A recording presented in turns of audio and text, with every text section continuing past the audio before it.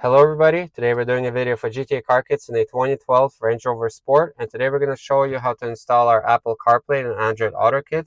As you can see, it's already installed into this car. It's been paired to our iPhone wirelessly. You can also do Android Auto wirelessly. The entire system gets controlled with the original touchscreen controls here. All of the audio is done through the original Bluetooth of the car. It uses original microphone also, so you don't need to install anything extra. The rear view camera will still work the same way, and if you press and hold the home button, you can switch back to the original system of the car. Everything here stays the same. Nothing gets disabled except for navigation. That gets replaced by our kit. Now we're going to show you how to install it into this particular vehicle. So the tools you're going to need is a panel removal tool. This is a Phillips screwdriver and a T20 Torx screwdriver, and of course you're going to need our product. So the first thing we're going to do is we're going to use our panel removal tool, and we're going to remove this panel underneath the steering wheel. So we're going to get our tool, and there are two clips here, one right here and one on the other side, and I'm going to show you this panel. So these are the two clips, and when you're putting everything back, first you have to put these two guides in, and then you clip it back in place. Now that you remove the panel underneath, we can use our hands to grab and pull, and we're going to remove this entire dashboard piece in the middle. So it just held on clips at this point. Carefully take it out. I'm going to show you from here. So there are three connections here. So this one, you have to squeeze the clip and press on the clip to disconnect it. But these two, so one is for the clock, you just pull on it, and this one is for the start button. There's no clips to press, you just pull. So this is the back of this panel that we just removed, and as you can see, these are the clips that hold it in place.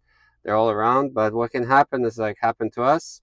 The clips can come out while you're removing it. So if you see it happen to you, just find these clips and you're just going to slide them back in and pop it in place. So now we're going to use our T20 Torx, and we're going to remove all these bolts. So there's 1, 2, 3, 4, 5, and 6. So two of each hold the vents in place, and these two middle ones hold the screen in place. So the vents can now come out. So we're going to grab them underneath here, tilt them out and take them out. Same on the driver's side. So there are two more bolts, and they're again T20. There's one here and one on the other side. They're also holding the screen in place. At this point, the screen can come out, and we're going to be doing connections at the back of the screen. But for now, we need to focus getting to the back of the head unit. In order to do that, we need to remove this entire center console. First step of that is to get our finger behind here and pop off this trim piece here. Behind, as you can see, there are two Phillips screws, and we're going to use our Phillips screwdriver and remove them. With this panel removal tool, we need to undo our leather shift boot here. So there are two clips on each side that hold it in place. So you just get the tool here and unclip it and then lift it up. And at this point, we can grab the entire shifter and grab it firmly and just lift it up. So for this center console to come out, the shifter cannot be in park because it will be in the way. So we're going to slide it down. In order to do that, we're going to use our screwdriver here and make sure that the parking brake is on. And you're going to insert the screwdriver into this hole right here. Press it down. That releases the shifter, and just slide it down. Now we can unclip the center console because nothing holds it in place except the clips. And we're going to start right here, right underneath the armrest. So the armrest is open, and we can start unclipping with our panel removal tool. So these are the first clips that you will remove. And as you can see, it will remove as a single unit, but in our case it's still stuck on the passenger side. So we're going to open up our compartment for the cup holders, and we're just going to get underneath here with our tool and try to get more clips unclipped. We're going to use our hands to rock it back and forth. So once it's unclipped, there are two more big plastic guides which you need to slide out. As you can see, they're right here. And at the back of the center console, there are two connections. So we need to disconnect these two connections so we can remove the center console fully. The green one and the gray one. So the green one, you first have to unlock it. use your fingernail, and then there's a clip that you need to press, and you're able to disconnect. And then the gray one, you just need to press the clip and disconnect it. Again, we're going to use our T20 and remove the 4 bolts. So there's 2 on each side that hold the head unit in place, so it will slide out with the bracket together. The head unit can now slide out, but as you can see, this connection right at the bottom here doesn't let it slide out fully, so we'll disconnect it. And now the head unit will slide out, and we're able to get to the back of it, and this is the main connection where we're going to connect our kit. So now we're going to show you everything that comes in the kit. So we have our main user manual. This is our wiring diagram. This is our main harness. So one end of this harness will be right at the back of this head unit. There's also connections right at the back of the screen. This end will go into our module. We have our video cable. We have our USB, which is used for updates or for wired CarPlay and wired Android Auto. We have our wireless antenna. And of course, we have our main module. We can now remove this screen so we can do the connections at the back of it. This is the original wire for navigation. So we'll disconnect that. And then we'll disconnect this harness, because a replacement harness will be from our kit. So first, we'll take the video cable from our kit and plug it in instead. So then the original connection will just be left hanging, and that's normal. We're going to tuck it in nicely here. And this is the connection from our wiring harness. So the female end, this is where you plug in the original one. And the male end will go to the back of the screen. And now you can grab the main harness and hide it behind the frame of the screen, because we're going to hide our module below the dashboard here. So all of these wires need to go away. Same with the video cable. We're going to feed it behind the frame here. So we can put the screen back. When you're putting it back, make sure that you put it back and watch out for these guides. So they're on both sides, these metal that sticks out, because it has to go into the dash. And when you're putting it back in, make sure that you first insert the top of the screen and then push it down. And we took our video cable and we dropped it behind the frame of the screen along with this wiring harness. So when we're putting this back in, it's not in the way of anything. So now we're going to put these 2 bolts so they hold the screen in place. Now we need to connect the main harness at the back of the head unit. So it's the same thing. We have a male and a female, and this is the original connection that we need to disconnect from the back of the head unit. So once you disconnect it, you will connect it to the female end of our harness here, and then our harness will plug in instead of the original one. Put it all the way in. What you ended up with now is this harness that will plug into the module, and this is the video cable that we need to plug into the module. The module will be hidden all the way down there, and we're going to stick it with double-sided tape to some plastic here.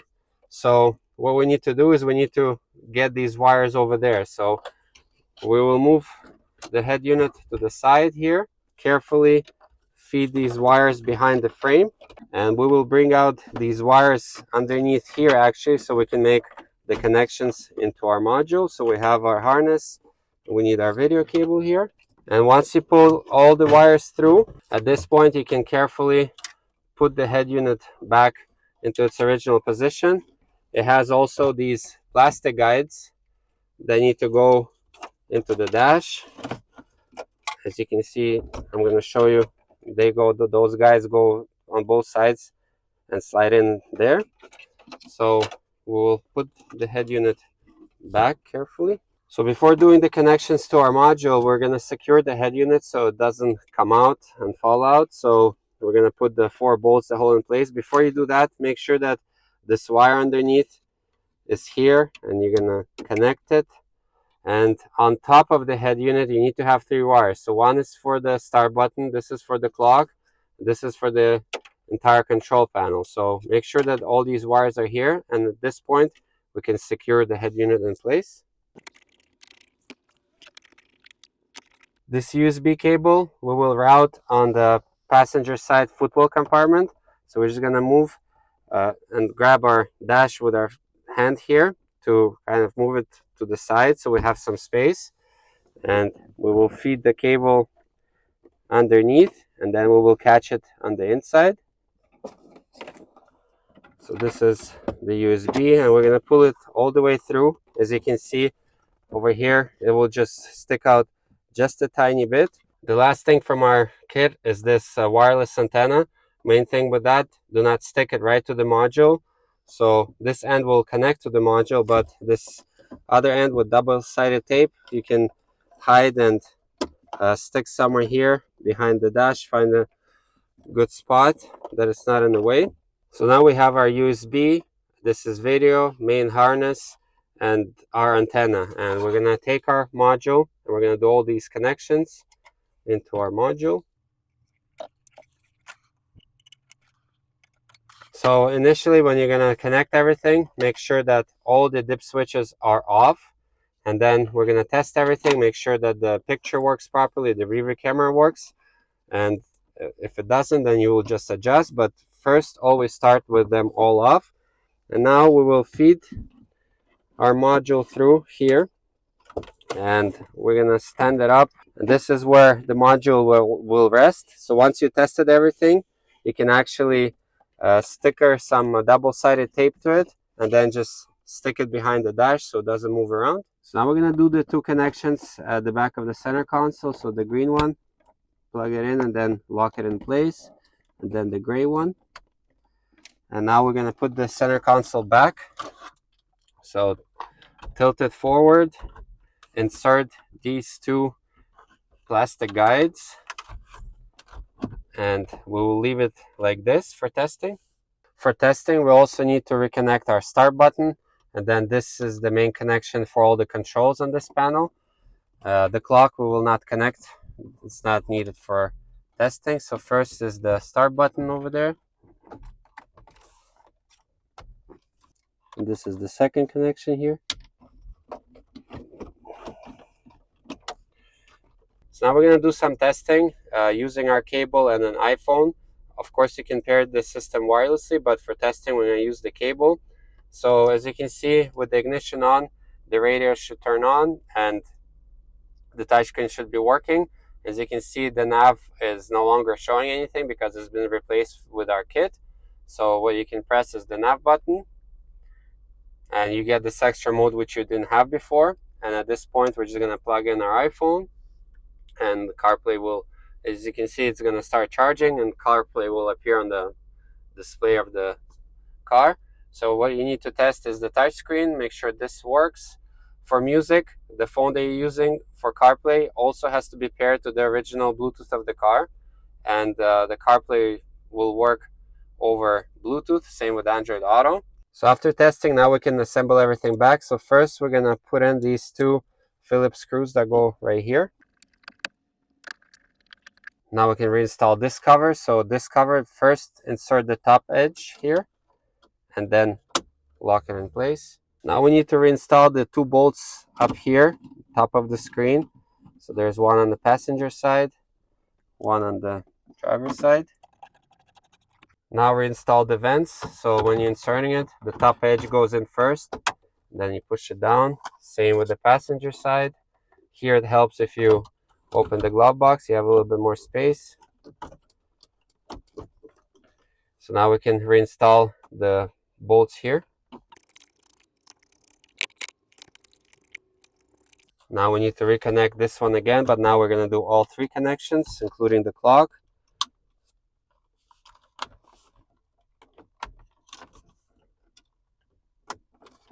After connecting everything, we're going to maneuver it into its original position and carefully clip it in.